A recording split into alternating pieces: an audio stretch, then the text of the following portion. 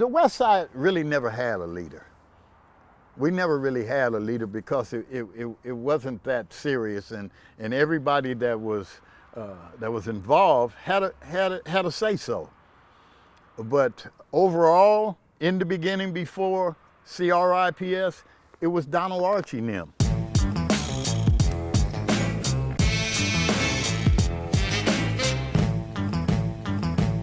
When I say original West Side Crips, I'm speaking of myself, Donald Archie. I'm speaking of Erskine Jones. I'm speaking of Ricardo Sims. I'm speaking of Cuz. I'm speaking of AC. I'm speaking of Lil Ricky. I'm speaking of Rodney Allen. We were together every day. So when I say original West Side, there were guys that were picked up a little later, Big Bob, Judson, people in the hundreds, people from other neighboring communities. Most of the names I just named, they were with me before Tookie. And when Raymond's sister moved on the West Side on 83rd and Normandy, I saw Raymond a lot more because he started to stay with his sister. I saw Craig, I saw Chili, I saw Bulldog, I saw Number One, I saw Ecky, I saw Hatchet Man, Ace Black, all these guys, Vertus Swan, you know, a lot of these guys played a major role in the conception of CRIPS. We rarely talk about Bennie Ray Simpson, Bulldog. Talk about when did you first meet him, and what kind of guy was he? Beast. He was a beast from Oklahoma. Major hands. Bennie Ray Simpson died on me, my true partner. And he called me a day before Tookie's funeral, and he told me, he said, Sweetback, he said, will you save me a book? I want to buy a book. And I told him, I said, man, last time I saw you, you was my friend. So if I saw you today, you are still my friend, regardless to whatever mental or physical condition that you're in. You will always be my friend. You, Raymond, and Craig. I told him that. And when he passed, I don't let anybody forget him. I was in juvenile hall with him. I was in the streets with him. A well-respected young brother, very articulate, as was Raymond, as was Craig. Talk about Ricky Henderson. Who rests in peace. Yeah.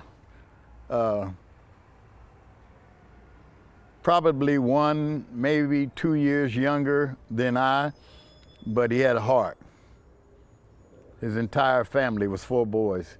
All of them had heart, all of them had good minds on them. You have to understand, when you're talking about the 60s, you're talking about young men who, as urban idols, we looked up to guys like Donnie Boy, Craig Monson, Boo, guys like that from the East Side. And my family was a part of that. Tommy Welch, John Seals. These were young dudes, and these dudes was pushing 400 and 500 pounds of iron in John's garage. And I never forget 1969 at the Watts Summer Festival, when Mac Thomas from Compton and the Pygmies and all of us were at the Watts Festival. And after the Watts Festival, Tookie, myself, and Terry Prince, Bimbo, who I can't forget. He's been gone so long. Praise God that he'll get out one day. Well, we got over on 87th between Main and Wall, and John said, come on, I want to take y'all in my garage. And we talking about 15, 16 years old. We walked in that garage. There wasn't no plastic weights up in there, partner. It was real pig iron. Real pig iron. I hadn't seen anything like that since a photo I saw of Craig Monson's backyard. You know, for all of us, East Side and West Side, Craig, Donnie Boy, Boo, and all them guys over there, the Avenues, they're the ones who helped Eastside and Westside develop a consciousness for standing tall as man. Now, a lot of youngsters don't know what that pig iron is. Just explain that to the youngsters out there watching this. That's real stuff. You can leave it out in the rain, you leave it out there, and when you pick it up again, it's gonna get a little heavier. I ain't talking about no Olympic plates and all that. It's all weight, but believe me, if you ever got up under some pig iron, you know the difference. Erskine Jones, talk about him. The Mad Dog. One of my most favorite and trusted confidants. Me and Mad Dog used to damn near fight every day. Some he wins, some I win. Some he wins, some I win. I remember one time we had a fight and we ended up falling on the ground by each other, and he turned his head toward me and I turned his head toward him, and he said, "What are we doing this for?"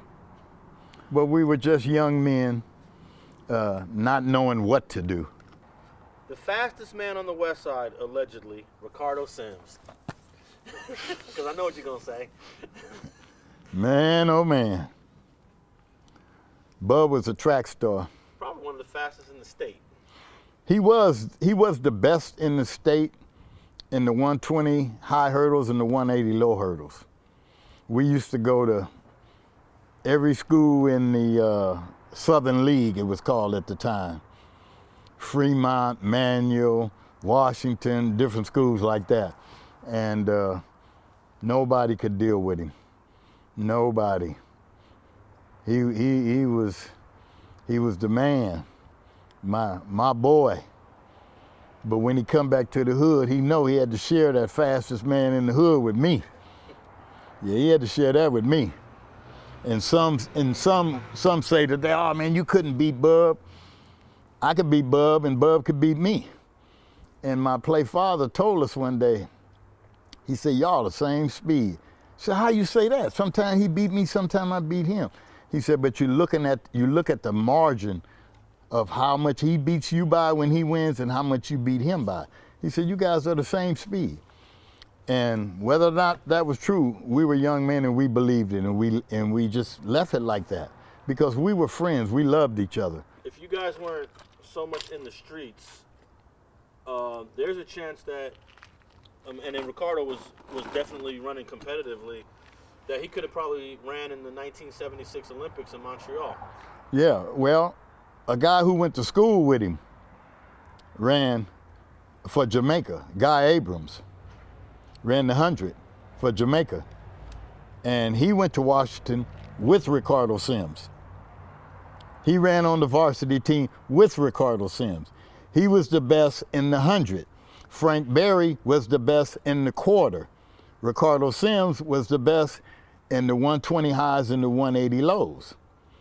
And like I said, Guy Abrams was in the Olympics. So sure, if Ricardo wouldn't have got himself into trouble, I think for sure he would have been in the Olympics. Thanks for watching StreetTV.net.